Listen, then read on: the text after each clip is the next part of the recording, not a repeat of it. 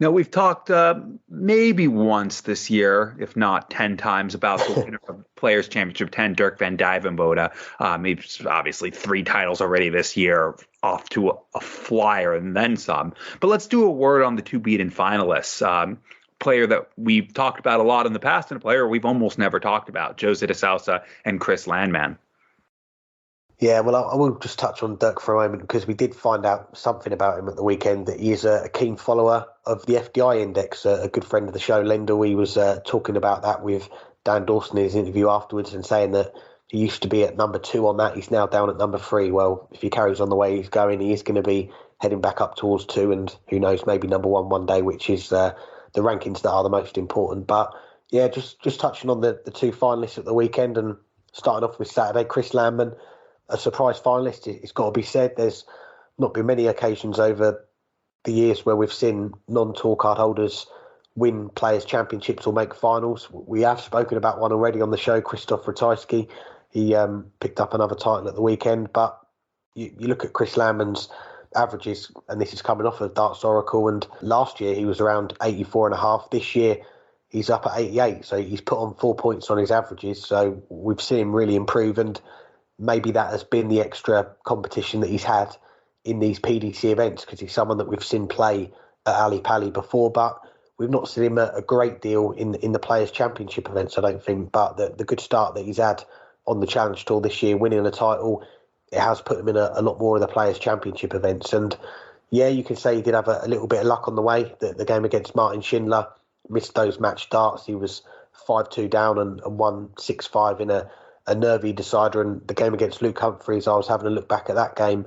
Luke, not as clinical on the doubles as we expect, but every credit to Chris Landman. 3-1 down, I think he was in that game, got it back to 4-4, and then he takes out a 1-1-4 to hold, and then he breaks with a 130 to win the game 6-4. So 2 good finishes there to get over the line against the Pro Tour number 1, which is a big scalp. And fair to say he made the most of every opportunity that came his way and to get to a final. And who knows where this is going to go for him. Could he end up qualifying for Minehead, the Players' Championship finals, get to the World Championships via the Pro Tour list? There's a lot of the season to go, but getting to finals is certainly going to help his case. And with Jose de Sousa, a bit like we spoke about Krzysztof Ratajski, someone that has had a lot of deep runs on the floor on a consistent basis year in, year out, not for the last few years. And you go back 2 years ago, we talk about stage events, it was Jose de Sousa, Michael van Gerwen battling it out for top spot in the Premier League, and it went down to that penultimate game of the season,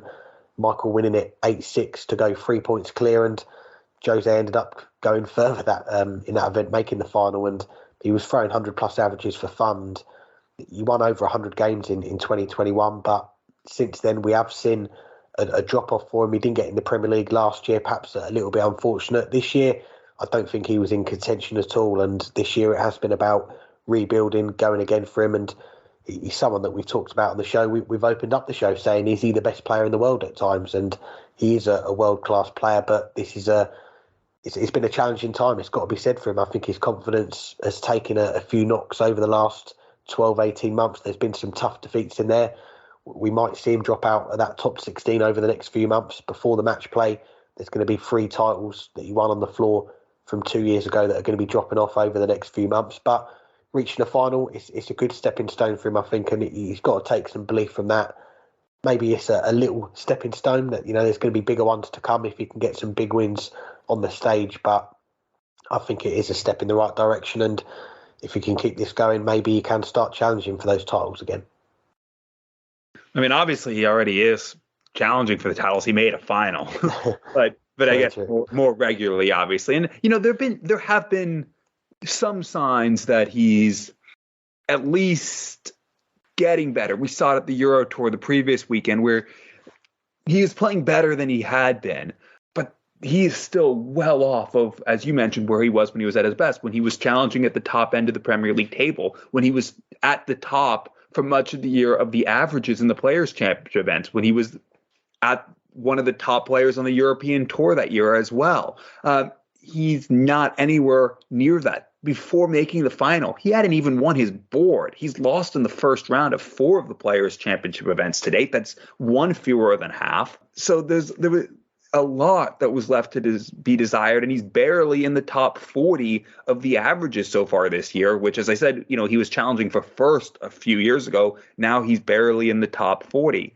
That said, he is playing a bit better, and it has to give him a lot of confidence. And it's a time when he really needed it, because he's just trying to get back into, like we were talking about for Christopher Teiska, get into that top 16, get into the Eurotours. And getting a few results at the last Eurotour helped that. Getting 8,000 pounds by making a final is going to help that. And I think what will give him even more confidence is how he got there. It obviously was not an easy run. He only had to play the Pro Tour #1 in the last 16. One of the players who's been threatening every single week in the quarterfinals, a guy who's won through 9 or 8 Eurotour qualifiers so far in the semifinal, and then play probably the best player right now on the floor in the final. That's not a run you would want when you need to have the confidence, when you need to get a confidence boost.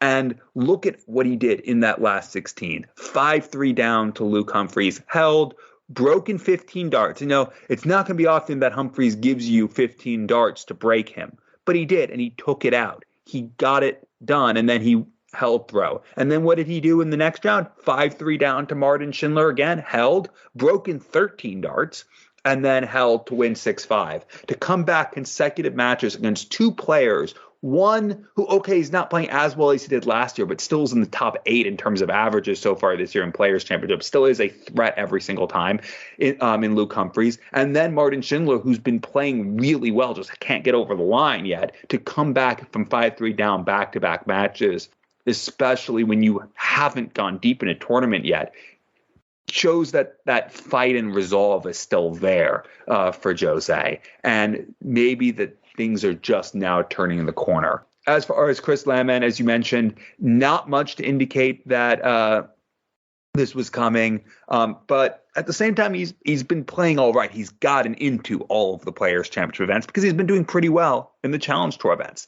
And okay, he lost 3 consecutive in the first round, but since then, in the 5 after that, he won his board in 3 of them. Obviously, the final was one of those 3, but he had made a quarterfinal in Players' Championship final, and he made a last 16, the next one, beating Jose de Sousa along the way, beating Andrew Gilding, who just a week earlier had won the UK Open along the way.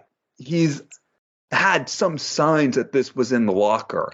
And, he beat, again, Humphries and Schindler on the route to the final, just like Jose did. Also beat Mike DeDecker, played really well in that match. DeDecker has had a breakthrough year so far. It was certainly surprising, but there had been some signs that he could have a run like this in him. And now in the last 6 events, he's made at least the last 16, at least won his board in half of them. If he keeps this up and if he keeps playing well on the Challenge Tour, he's putting himself in contention to qualify for the Players' Championship finals, maybe sneak into the World Championships through the Pro Tour Order of Merit. And that's tough to do, especially if he's not getting into the Euro Tour events.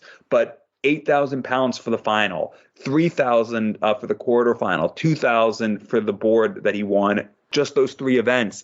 I don't know if that's 13,000. I don't know if if 26,000 would be enough, but it will give him a chance. And he has, in half the season, just in 3 events, he's done that. That means, sorry, not in half the season, in a third of the season, he's done half of what will give him a chance to make the World Championships. That's a good start, and it gives him something to really build on in the second half. And even if it doesn't, even if he has to go to Q School next year, he's going to fancy his chances because, well, he's just beaten a lot of the best players in the world on his way to a Pro Tour final.